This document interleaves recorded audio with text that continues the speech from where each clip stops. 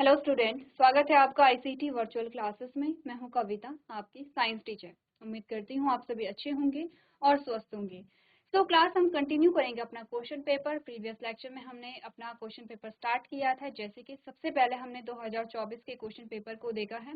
अब हम 2022 के क्वेश्चन पेपर को देख रहे हैं और यहाँ पर हमने कहा जो जो क्वेश्चन हमारे बायो से रिलेटेड होंगे वो क्वेश्चन हम यहाँ पर सॉल्व करेंगे। तो आपने सॉल्व कर लिया है यहाँ पर क्वेश्चन नंबर वन को आपने सॉल्व किया है, जिसमें आपके पास क्या आया था, मैच द कॉलम आया था। यानी कि आपको क्या करना था, यहाँ पे कॉलम को मैच करना था। हम बात कर रहे हैं क्वेश्चन नंबर 2 की, और क्वेश्चन नंबर 2 में आपके पास क्या क्या है। सबसे पहला है क्वेश्चन नंबर 2 का जो पहला ऑप्शन है, जिसमें कहा गया है carbon dioxide released in photosynthesis, कि फोटोसिंथेसिस में कार्बन डाइऑक्साइड रिलीज होती है, यानी कि प्रकाश संश्लेषण में कार्बन डाइऑक्साइड क्या होती है, मुक्त होती है। आपको बताना है ये सत्य है या असत्य है। तो इससे पहले हमने कहा था, इस कथन को पढ़ने से पहले हम थोड़ा सा पढ़ लेंगे फोटोसिंथेसिस के बारे में, क्योंकि हमने क्या बात की है, जब भी क्वेश्चन पेपर सॉल्व कर रहे होते हैं तो हमें कोशिश करनी है कि रिलेटेड जितने भी आपके क्वेश्चन बन सकते हैं वो आप यहाँ पे सॉल्व कर लेंगे। तो सबसे पहले हमें पढ़ना है फोटोसिंथेसिस क्या होती है, फोटोसिंथेसिस क्यों होती है, फोटोसिंथेसिस कहाँ होती है। ठीक है, इसके बारे में बात कर लेंगे। तो देख लेते हैं कि प्रीवियस लेक्चर में, तो प्रीवियस लेक्चर में आपने क्या पढ़ा है अभी तक।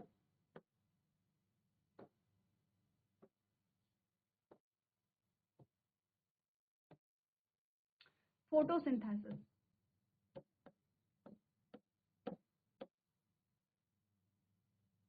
यानी कि प्रकाश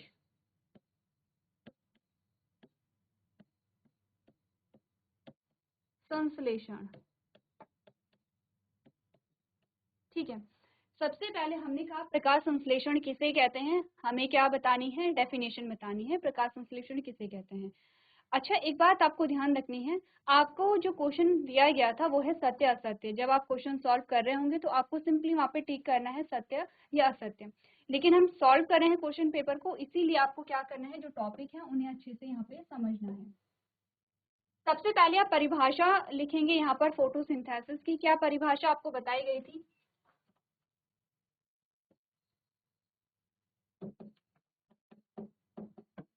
सबसे पहले आपके पास डेफिनेशन आएगी, जो आपको डेफिनेशन लिखनी है। हमने कहा प्रकाश संश्लेषण क्या है, पौधों में भोजन बनाने की प्रक्रिया को हम क्या कहते हैं, फोटोसिंथेसिस या प्रकाश संश्लेषण कहते हैं। यही हमने बोला था, क्या बोला था, कि पौधों में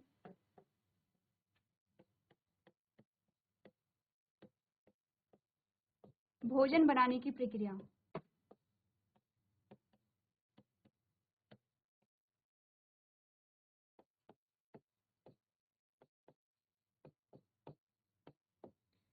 को हम क्या कहते हैं, प्रकाश संश्लेषण या फोटोसिंथेसिस कहते हैं। सबसे पहले तो ये हमारी क्या होती है, डेफिनेशन।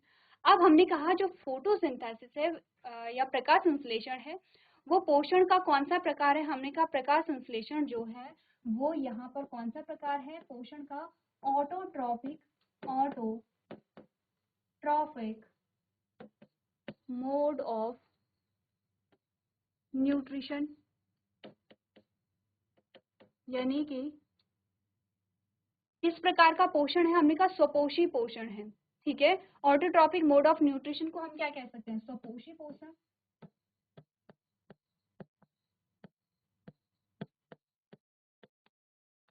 ठीक है, नेक्स्ट हमारे पास आता है फोटोसिंथेसिस किस में पाई जाती है। तो हमने कहा जो हरे पेड़ पौधे होते हैं, हरे पेड़ पौधे होते हैं, उनमें क्या पाई जाती है, प्रकाश संश्लेषण की प्रक्रिया पाई जाती है। तो सबसे पहले हमने क्या बात की है, सबसे पहले हमने डेफिनेशन की बात की है, यानी कि परिभाषा की बात की है। दूसरा हमने कहा कौन सा प्रकार है पोषण का, हमने कहा कि यहाँ पर स्वपोषी पोषण का प्रकार है। ठीक है, तीसरा हमने कहा किन में पाया जाता है, आपने कहा हरे पेड़ पौधे होते हैं उनमें क्या होते हैं, प्रकाश संश्लेषण पाया जाता है। अब आता है प्रकाश संश्लेषण के लिए कच्ची सामग्री। अब हमारे पास नेक्स्ट जो आता है वो क्या है, यहाँ पे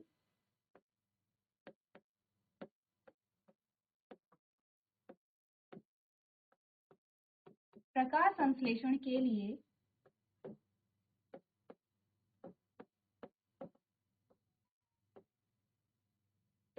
कच्ची सामग्री। ठीक है। कच्ची सामग्री का मतलब होता है जैसे जब हम अपना भोजन पकाते हैं, बनाते नहीं हैं, जब हम अपना भोजन पकाते हैं तो हमें भी कुछ कच्ची सामग्री चाहिए होती है, जैसे कि आपको सब्जी चाहिए, मसाले चाहिए होते हैं, आपको आटा चाहिए, आपको चावल चाहिए, आपको यहाँ पे गैस चाहिए होगी, आपको यहाँ पे तेल चाहिए होगा, आपको यहाँ पे बर्तन चाहिए होंगे।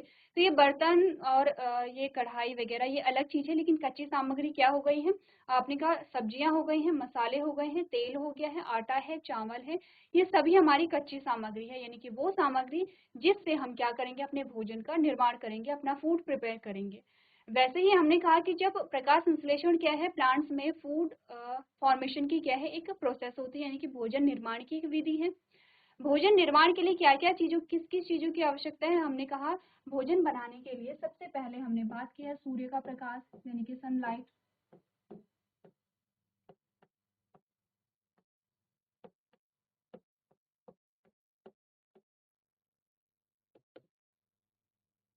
सनलाइट पहला क्या है? सूर्य का प्रकाश है। सूर्य के प्रकाश की आवश्यकता होती है पौधों को भोजन बनाने के लिए। दूसरा हमारे पास आता है कार्बन डाइऑक्साइड।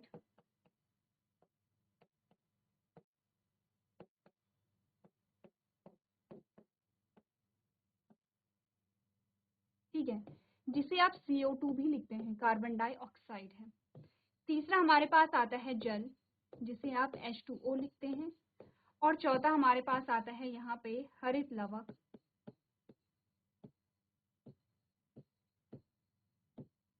जिसे आप लिखते हैं क्लोरोफिल। ठीक है, तो ये चीजें हमारे पास आती हैं पौधों में जो कच्ची सामग्री चाहिए होती है फोटोसिंथेसिस के लिए, वो चार है, और वो ये चार हैं। ठीक है, इनकी आवश्यकता होती है। अब क्या हुआ, जब ये चारों चीजें प्लांट में आ गई हैं तो क्या हुआ, क्या होगा? आपने कहा यह sunlight plus carbon dioxide plus H2O और यह है क्लोरोफिल। तो क्या बना है यहाँ पे? आपने कहा यहाँ पे ग्लूकोज का फॉर्मेशन होता है, प्लस यहाँ पे H2O बनती है, प्लस यहाँ पर ऑक्सीजन निकलती है। ठीक है, ऑक्सीजन क्या होती है? निकलती है। क्लियर है यहाँ पे? ये चीजें बनती हैं जब फोटोसिंथेसिस होती है। एक और क्वेश्चन आपसे पूछा गया है कि ये चारों चीजें आपने कहा कि फोटोसिंथेसिस की जो प्रक्रिया है वो कहाँ होती है? क्या पढ़ा था हमने, जिसे हमने फूड फैक्ट्री कहा था या खाद्य फैक्ट्री के नाम से जाना था? हमने कहा था पौधे की खाद्य फैक्ट्री के रूप में किसे जाना जाता है? पत्ती को खाद्य फैक्ट्री के रूप में जाना जाता है। या हमने कहा था जैसे हमारा किचन होता है, किचन में हम खाना बनाते हैं, वैसे ही प्लांट का जो किचन होता है वो होगी लीफ, यानी कि पत्ती। पत्ती में क्या होगी? यहाँ पे फोटोसिंथेसिस की प्रोसेस होगी। पत्ती में ये चारों चीजें कहाँ से आती हैं? तो सबसे पहले तो आपने कहा कि सूर्य का प्रकाश। देखिए, हमने क्या बात की है यहाँ पर, अगर हम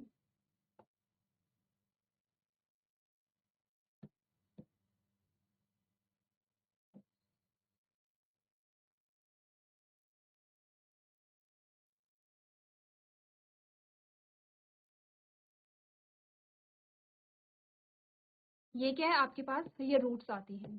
ठीक है, ये आपके पास क्या आ गया है? स्टेम आ गया है, और ये आ गई है आपके पास पत्ती। ठीक है, आपने कहा इस पत्ती में आपको चाहिए चारों चीजें जो कि क्या होंगी, भोजन बनाने के लिए आवश्यक होंगी। तो सबसे पहले तो हमारे पास क्या आता है यहाँ पे, ये क्या है? सूर्य है। ठीक है, तो सबसे पहले हमने कहा प्लांट में क्या होता है? क्लोरोफिल होता है। क्लोरोफिल यानी कि हरित लवक। जो पत्ती का हरा रंग होता है वो किसकी वजह से होता है? हरित लवक, यानी कि एक वर्णक होता है, उसकी वजह से पत्ती का क्या होता है? हरा रंग होता है। पेड़ पौधों में हरे रंग का मतलब है कि यहाँ पर क्या पाया जाता है? उसमें हरित लवक पाया जाता है। ठीक है, तो इसमें क्या पाया जाता है? हरित लवक या क्लोरोफिल जिसे हम कहते हैं, हरित लवक या क्लोरोफिल जिसे कहते हैं। हरित लवक का काम क्या होता है? ये क्या करता है? सूर्य के प्रकाश का अवशोषण करता है। सूर्य के प्रकाश का अवशोषण, यानी कि एब्जॉर्प्शन करेगा, एब्जॉर्प्शन ऑफ सनलाइट।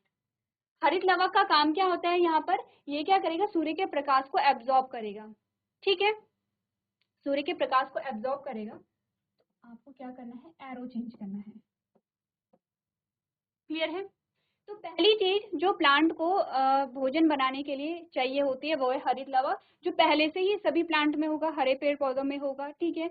दूसरी चीज चाहिए होती है सनलाइट, और सनलाइट कैसे आएगी, क्योंकि हरित लवा क्या करेगा, सूर्य के प्रकाश को अवशोषित करेगा, एब्जॉर्ब करेगा। तीसरी चीज हमने क्या बोली थी यहाँ पे, तीसरी चीज हमने बोली थी जल। तो आपने कहा कि मिट्टी में क्या होता है, जल होता है, ठीक है। और ये जल जो है वो जड़ से कहाँ आता है, तने में आता है, और तने से कहाँ जाता है, पत्ती में चला जाता है। तो पानी आ गया है, तीसरी चीज आ गई है पानी। नेक्स्ट जो हमें यहाँ पे चाहिए होता है फूड फॉर्मेशन के लिए, वो चाहिए होता है कार्बन डाइऑक्साइड की हमने बात की है।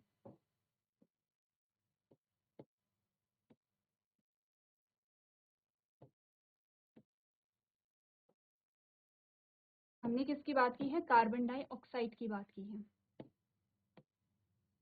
आपने कहा आपके बाह्य वातावरण में बाहर क्या होती है, कार्बन डाइऑक्साइड होती है, ठीक है। ये कार्बन डाइऑक्साइड इस स्टोमेटा के द्वारा कहाँ चली जाएगी, यहाँ चली जाएगी, पत्ती में चली जाएगी। तो पत्ती में चारों चीजें आ गई हैं। पत्ती का हरा रंग आप क्लोरोफिल की वजह से देख रहे हैं, ठीक है। पत्ती में दूसरी चीज आ गई है सनलाइट, पत्ती में तीसरी चीज आ गई है जल, और पत्ती में चौथी चीज आ गई है कार्बन डाइऑक्साइड। चारों चीजें कहाँ आ गई हैं, पत्ती में आ गई हैं। क्लियर है इतना, ये कच्ची सामग्री यहाँ पे इकट्ठा हो गई है। जब ये सभी चीजें यहाँ पे इकट्ठा हो जाती हैं तो यहाँ पर बना क्या, आपने कहा यहाँ पर बना ग्लूकोज, G4 ग्लूकोज हम यहाँ पे दिखाते हैं। इसके अलावा यहाँ पे क्या बनी है, ऑक्सीजन बनती है, जो कि बाहर निकल जाती है, क्योंकि ऑक्सीजन फोटोसिंथेसिस में ऑक्सीजन का कोई रोल नहीं होता है, ठीक है। क्लियर है इतनी बात। अब आपको आपके क्वेश्चन का आंसर तो मिल गया होगा, आपको सत्य असत्य हमें बताना था, उस क्वेश्चन का आंसर आपको यहाँ पे मिल गया होगा, ठीक है। कि ये है कच्ची सामग्री, कच्ची सामग्री पौधे में कैसे एकत्रित हुई है इस बारे में हमने बात कर ली है। और जब फोटोसिंथेसिस की प्रक्रिया हुई तो मेन प्रोडक्ट जो है, मुख्य जो उत्पाद बना है वो क्या होता है, ग्लूकोज होता है। एक्स्ट्रा जो प्रोडक्ट बनता है उसे हम क्या कहते हैं, ऑक्सीजन कहते हैं, जो पौधे से बाहर निकल जाती है। ये वही ऑक्सीजन है जिसे आप और हम क्या करते हैं, श्वसन में यूज करते हैं। तो पहला जो आपके पास कथन आया है जिसमें पूछा गया है आपसे, carbon dioxide is released in photosynthesis, यानी प्रकाश संश्लेषण में कार्बन डाइऑक्साइड मुक्त होती है। मुक्त होने का मतलब है निकलना। तो आपने कहा कि प्रकाश संश्लेषण में कार्बन डाइऑक्साइड मुक्त होती है या कार्बन डाइऑक्साइड चाहिए होती है। तो देखिए हमने यही तो चीज पढ़ी, हमने कहा सनलाइट है, sunlight plus CO2 plus H2O, और यहाँ पर है क्लोरोफिल, ठीक है। ये पूरा नहीं लिख रही हूँ, ये है क्लोरोफिल। अब बना है ग्लूकोज प्लस ऑक्सीजन। तो यहाँ पे मुक्त क्या हो रही है, ऑक्सीजन हो रही है, ठीक है। क्या निकल रही है, ऑक्सीजन निकल रही है, ठीक है। तो हमने कहा कि नहीं, जब फोटोसिंथेसिस होती है तब यहाँ पर कार्बन डाइऑक्साइड मुक्त नहीं होती है, बल्कि क्या मुक्त होती है, ऑक्सीजन मुक्त होती है। इसका मतलब क्या हुआ, क्या हमारा कथन सही कह रहा है कि प्रकाश संश्लेषण में कार्बन डाइऑक्साइड मुक्त होती है। हमने कहा नहीं, हमारा कथन गलत कह रहा है, क्योंकि कार्बन डाइऑक्साइड क्या होती है, यहाँ पे चाहिए होती है। मुक्त क्या हो रही है, ऑक्सीजन। ये एरो हमें क्या दिखा रहा है, एरो का मतलब है कि ये पौधे से बाहर निकल रही है, बाहर मुक्त हो रही है। तो आपने कहा कि आपका जो पहला कथन है वो क्या होगा, यहाँ पे असत्य होगा, यानी कि गलत होगा। तो कर दें यहाँ पे सेलेक्ट।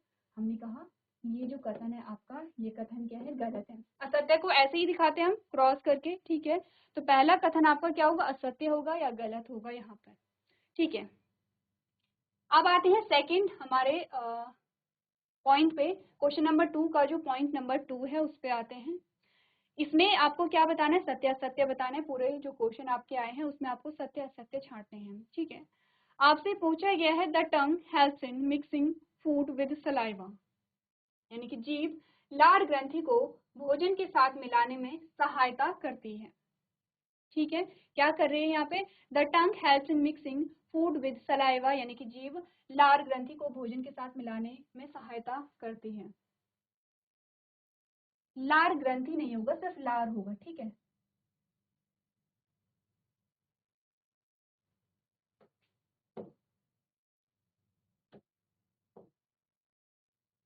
ठीक है, लार ग्रंथि नहीं होगा, सिर्फ लार होगा। क्यों, क्योंकि हमने कहा लार ग्रंथि से तो लार निकल रहा है।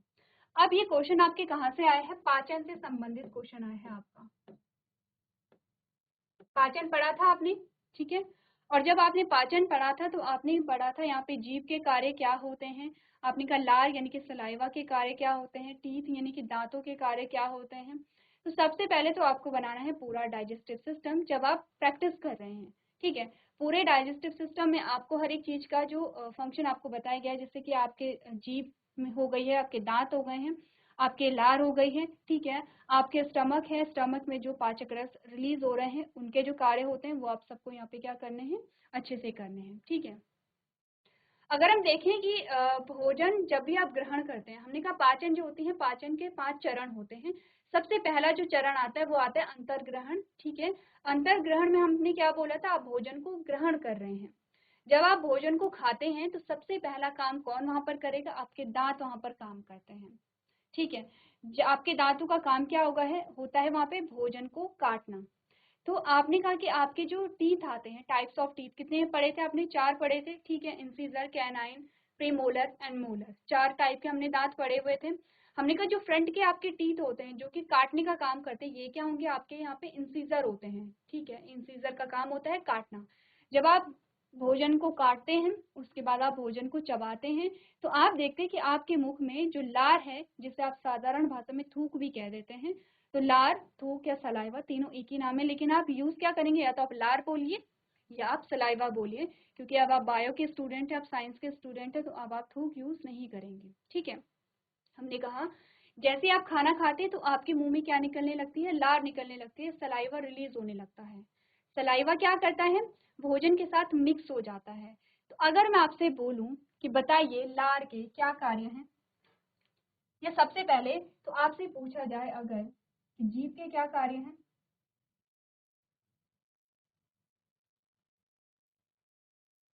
सबसे पहले आपको बताना है जीभ के कार्य, क्या कार्य है जीभ के, ये आपको लिखना है। दूसरा आपके पास आते हैं लार या सलाइवा के कार्य,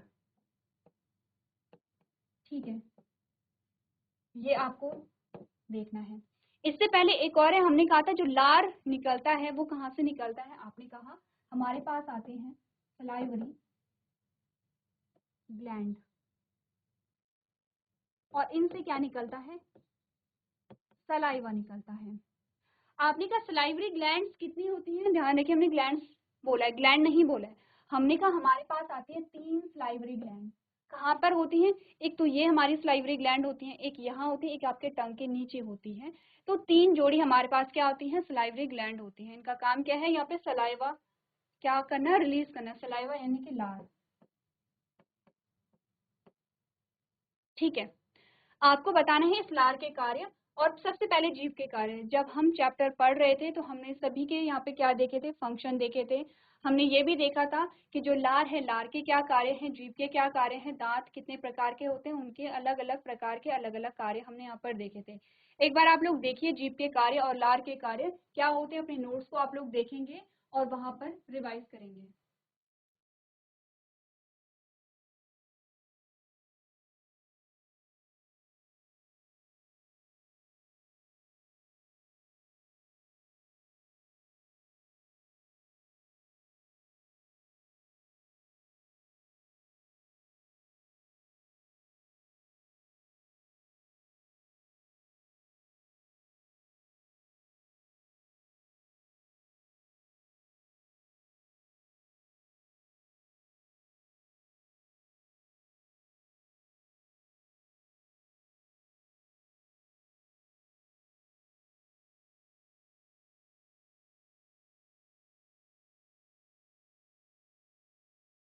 चलिए, तो जीभ के कार्य सबसे पहले हम देखते हैं क्या क्या फंक्शन होते हैं टंग के। जितने भी फंक्शन आपको याद है वो आप लिख लेंगे।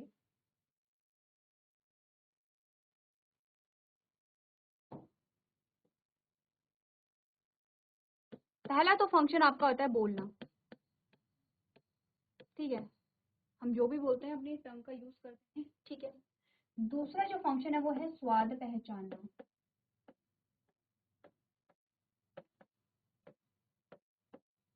ठीक है। तीसरा आप कहेंगे यहाँ पर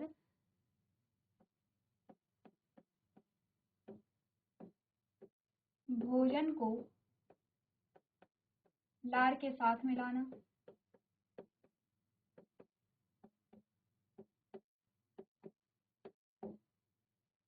चबाने में क्या करना, जब आप चबाने में सहायता भी करती है लार। जब आप चबाते हैं तो आपकी जो आपकी टंग, जब आप चबाते हैं तो आपकी टंग, आपकी जीभ क्या करती है, भोजन को क्या रखती है, स्थिर रखती है। ठीक है, अब आप भोजन को चबा रहे हैं तो भोजन कहाँ रहता है, आपकी टंग में रहता है। आपने कहा चबाने में भी सहायक होती है, चबाने में सहायक होती है। ठीक है, ऐसा नहीं कहेंगे आप कि चबाती है, चबाती नहीं है, लेकिन चबाने में मदद करती है, कि भोजन को स्टेबल रखती है। अब आप यहाँ जाएंगे, आपको आपका आंसर तो मिल गया होगा। आपने कहा भोजन को लार के साथ मिलाना। भोजन को लार के साथ क्यों मिलाया जाता है, क्या रीजन है इसका, इसके लिए आप पढ़ेंगे लार के कार्य। क्या कार्य होते हैं लार के। हमने कहा सबसे पहला जो कार्य है लार का, वो है भोजन को गीला करना।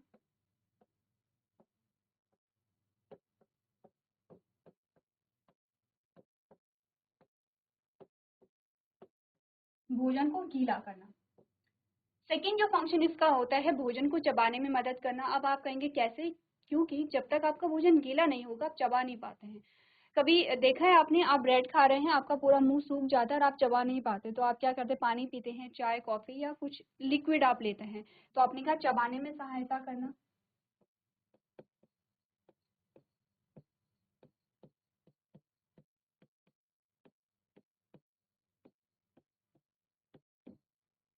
तीसरा हमारा यहाँ पे फंक्शन जो हम देखते हैं, हमने कहा कार्बोहाइड्रेट का पाचन करना।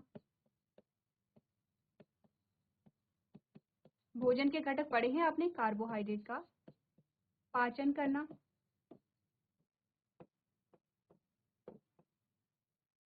और भोजन निगलने में सहायता करना। भोजन,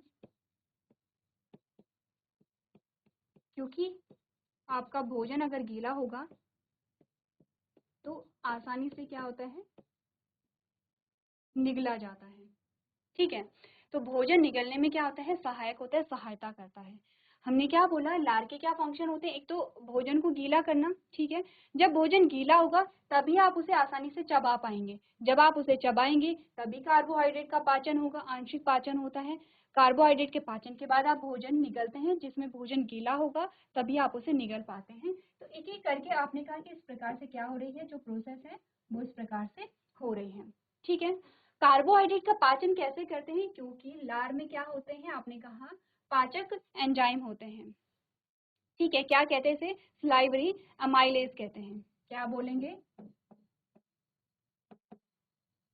सलाइवरी अमाइलेज।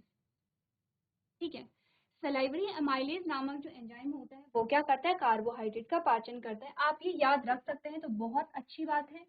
याद नहीं रखेंगे, इतना याद नहीं रख सकते तो इतना याद रखिए कि लार में एक एंजाइम होता है जो कार्बोहाइड्रेट का क्या करता है, पाचन करता है। और भी होते हैं जो क्या करते हैं, यहाँ पर एक और फंक्शन यहाँ पे लार का, आपने कहा हानिकारक, भोजन में उपस्थित हानिकारक जीवाणुओं को नष्ट करना। क्या होता है, भोजन में उपस्थित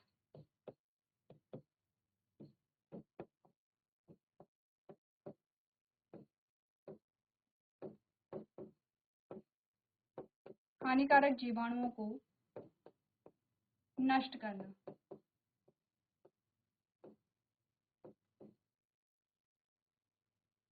ठीक है, ये किसका काम होता है, ये भी लार का काम होता है। तो आप देखिए कि क्या क्या फंक्शन होते हैं लार के। अब इसी में आपका आपके क्वेश्चन का आंसर भी मिल गया है। आपसे पूछा गया था कि जो लार है, लार का काम क्या होता है, आपकी जीभ का कार्य क्या होता है। ठीक है, जीभ के कार्य आपसे पूछे गए थे, तो एक बार आप जीभ के कार्य और जो लार के कार्य हैं वो दोनों आप लोग देख लेंगे, और इस आधार पर आप अपने कथन को सत्य या असत्य वहां पर बताएंगे कि आपका कथन सत्य है या असत्य है।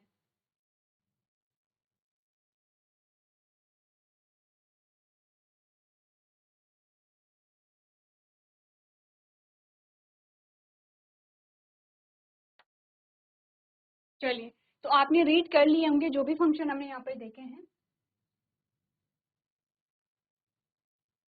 तो हमने क्या बोला था, the tongue helps in mixing food with saliva, यानी कि जीभ लार को भोजन के साथ मिलाने में सहायता करती है। सत्य है या असत्य है? आपका जो कथन है वो सत्य होगा या असत्य होगा? आपने कहा सत्य होगा। आपने जीभ के कार्य देखे थे तो आपने क्या कहा? आपका जो कथन है वो क्या होगा? सत्य होगा। चलिए क्वेश्चन नंबर 2 का 4 देखिए या घ देखिए, जिसमें कहा गया है during heavy exercise the breathing rate of person slow down. अत्यधिक व्यायाम करते समय व्यक्ति की श्वसन दर धीमी हो जाती है।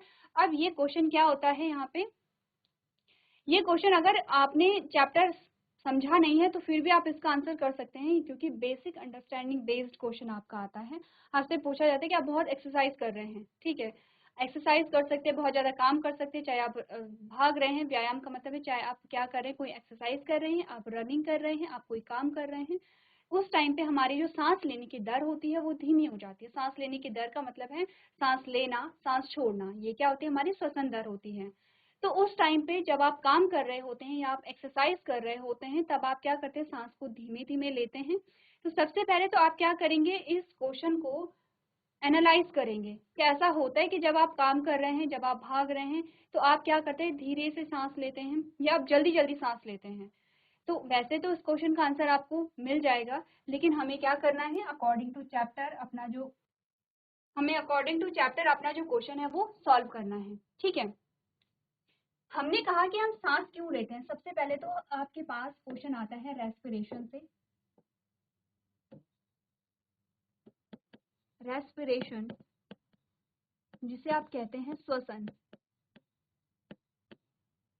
क्या होती है रेस्पिरेशन या श्वसन? तो हमने कहा वैसे तो रेस्पिरेशन को आप 3 चरणों में डिफाइन करते हैं, लेकिन अगर हम कहें, अगर हमें नॉर्मली किसी को बताना हो तो हमने कहा ऑक्सीजन को ग्रहण करना तथा कार्बन डाइऑक्साइड को रिलीज करना, देखिए inhalation of oxygen and exhalation of carbon dioxide, इसी को हम क्या कहते हैं? श्वसन कहते हैं, ठीक है। हम क्या कह रहे हैं? ऑक्सीजन को ले रहे हैं, कार्बन डाइऑक्साइड को छोड़ रहे हैं। ये हमारी बॉडी में हो रहा है, ये 3 चरणों में होता है, ठीक है, जिसमें हमने बोला था बाह्य श्वसन होता है, आंतरिक श्वसन होता है और कोशिकीय श्वसन होता है, ठीक है। ये तीनों चरण मिल करके पूरे रेस्पिरेशन को हमें बताते हैं। अब ये होता क्यों है? इसका रीजन क्या है? हमने कहा हमारा रीजन है कि हमारी बॉडी में क्या चली जाए? ऑक्सीजन चली जाए। ऑक्सीजन जाके क्या होगा? हमने कहा ऑक्सीजन जाके, हमने कहा पहले क्या हुआ? पहले पाचन पढ़ते हैं। डाइजेशन जब हुआ था,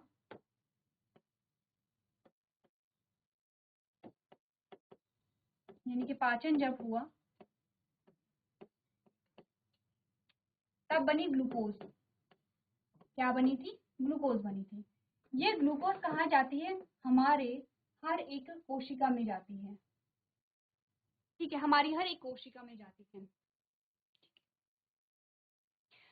जब ग्लूकोज हमारी बॉडी में जाता है तो ग्लूकोज से हमें क्या मिलती है? ऊर्जा मिलती है, लेकिन ग्लूकोज को तोड़ना बहुत जरूरी होता है।